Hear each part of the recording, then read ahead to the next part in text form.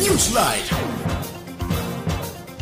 Samantala, inaprubahan na ng Department of Budget and Management ang paglalabas ng pondo para sa pagsasaayos at rehabilitasyon ng mga pampublikong paaralan sa buong bansa.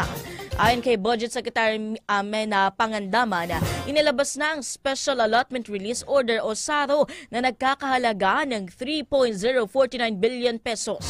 Dagdag pa ng ahensya na una nang inilabas ang 1.861 billion pesos sa pamamagitan ng Total Authorized Appropriations, kung kaya sumampa na sa suma total na 4.911 billion pesos na tanging gagamitin lamang sa pagsasaayos, rehabilitasyon, renovation ng mga gusali ng kindergarten, elementarya at sekundarya.